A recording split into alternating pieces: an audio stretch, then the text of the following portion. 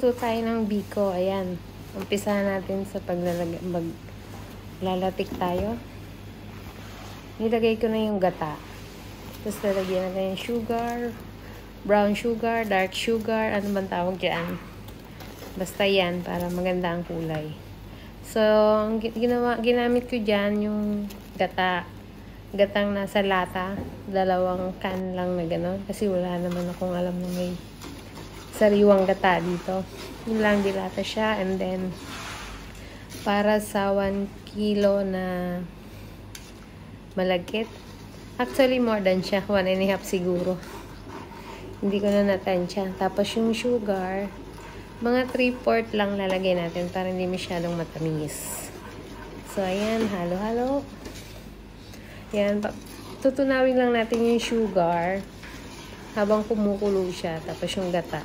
Tapos constant stirring. Ano ba tawag yan?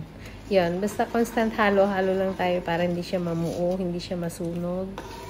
So, ayun.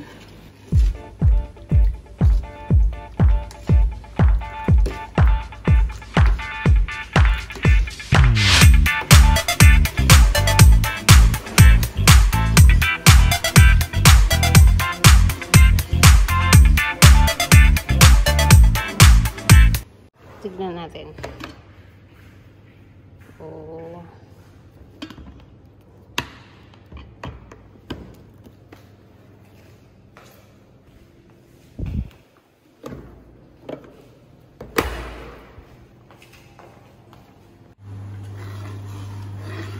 Ayan po, update. Ganyan na po yung texture niya. Dapat makuha natin yan. Yan hindi pa siya napuputol. So, dapat lumapot pa siya ng konti. Yun ang turo sa akin.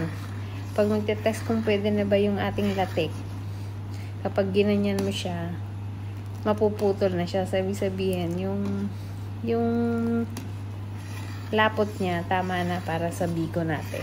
So, pwede namang hindi naman ganun talaga.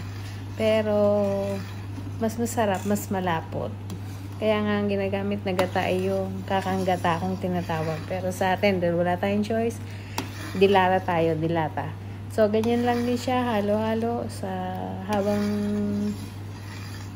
kumukulo. So, yun.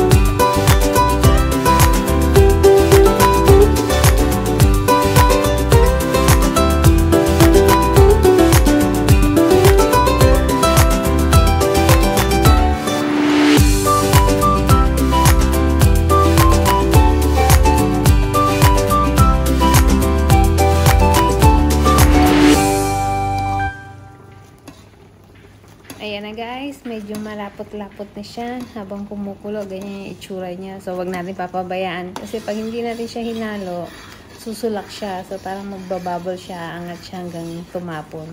So, dapat ginagalaw-galaw natin siya para ganyan lang siya. Hindi siya tataas. Gawa ng kumukulo nga siya. Ingat, baka mapaso. Pero, yummy! Naaamoy ko na yung sarap. Yung ganyang naamoy mo na. Ayan na. Ayan na. Medyo malapot na. Naamoy mo na yung amoy ng latik. Alam mong pag ganyan na maaamoy mo kahit kapitbahay, maaamoy na yan. Sarap. Alam na nagluluto kayo ng biko. Dahil undas nga, nakagawian. Ayan, magluluto tayo ng biko.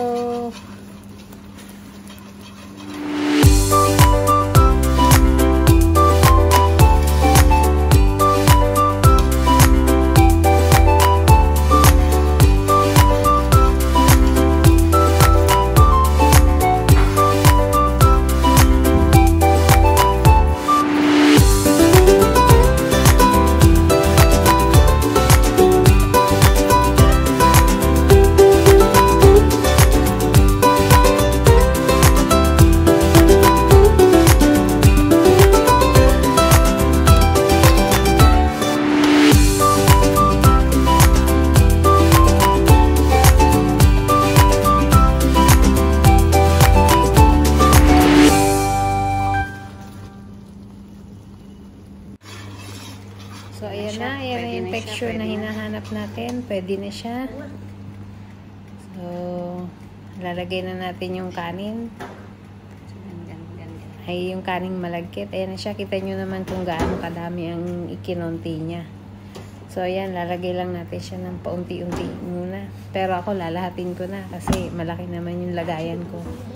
So, lalagay ko na lahat ng kanin dyan. Sige lang. Lagay lang ng lagay. Ingat at mainit.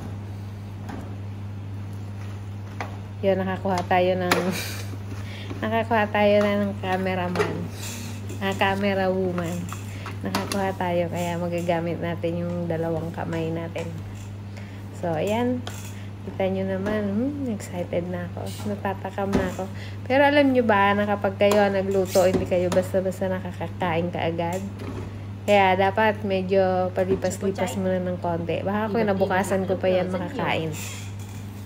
Kasi, syempre ako nagluto. Nakita ko siya paano lutuin. Para bang nakakaumay. Pero, sa katulad kong matakaw, ay nako. Walang umay-umay. Sigurado makakain ko yan ng madami.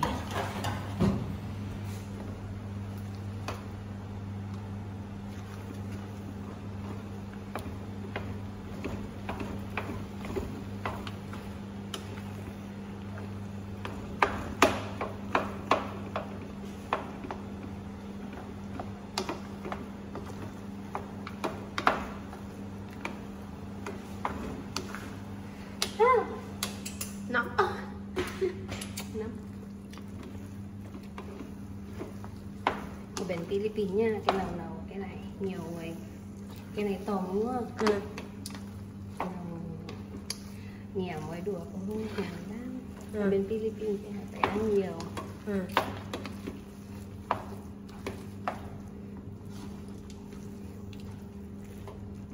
Noel, Tết, Halloween là phải có cái này.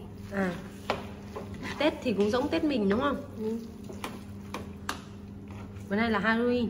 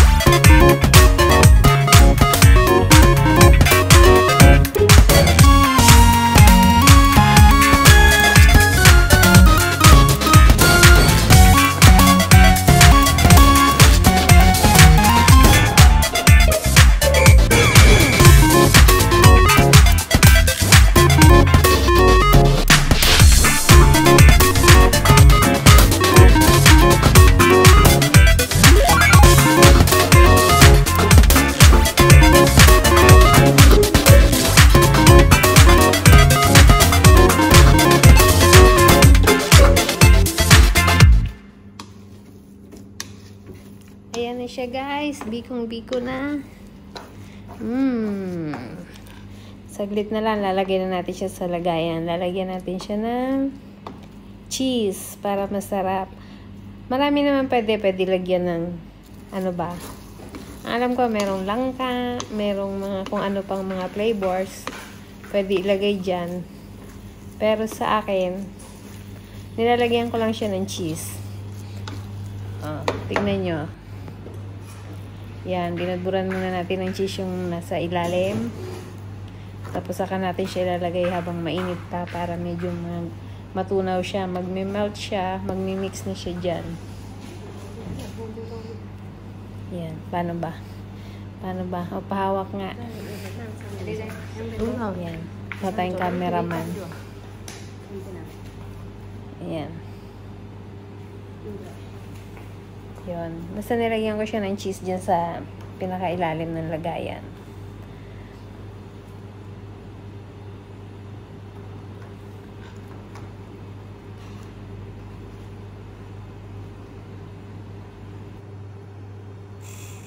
Dapat lalagay natin siya dyan habang mainit pa para yung cheese matunaw pa siya. Matunaw siya. Tapos didikit siya doon sa biko para yung lasa niya. Sa mga cheese lover dyan, mas marami, mas masaya. Sa akin, konti lang nilagay ko kasi hindi naman masyadong mahilig sa cheese or yun lang ang meron. Optional naman yan. Nasa sa inyo kung ilang marami ba o ano ilalagay nyo. Yan. Tapos ganyan-ganyan pa siya natin. Lalapat-lapat pa natin yan. May presentation pa. Tapos yun, lalagyan ulit natin siya ng cheese ulit. Sa pinakagitna. Ayan. So parang yun yung parang ano natin. Sa halip na toppings, yan yung nilalagay ko. In between ng mga biko natin. Yun lang. Pinagkasya ko lang yung cheese kasi yun lang. Ginamit ko kasi yung cheese sa spaghetti. So, yan na lang natira. Yan, pag ganyan lang. Gulo rin itong cameraman ko eh. Oh. Yan. So, ganyan na siya. Chanan, chanan, chanan. Yan. Hindi ko nilalagay yung kung paano lutuin ang biko. Pero kung gusto niyo malaman kung paano ilang minutes ko ginawa yan, or may gusto kayong itanong tungkol dyan sa paggawa ko, or ano, i-message nyo lang, i-comment nyo lang dito. Comment nyo, o kung ano pang mga gusto nyo gawin, gawa nga pandemic, hindi tayo pwedeng lumayas-layas, hindi tayo pwedeng gumala-gala. So, ang pwede lang natin puntahan is kusina. So, kusina lang tayo. Luto-luto, chamba-chamba. Yun lang. Sana na-enjoy nyo yung paggawa ko ng biko. Mga pachamba-chamba lang. Ayan na. Ayan na ang finished product natin. Oh, sarap. Wow. Oh, comment nyo lang. Sino may gusto pag luluto ka. Oh, comment lang kayo.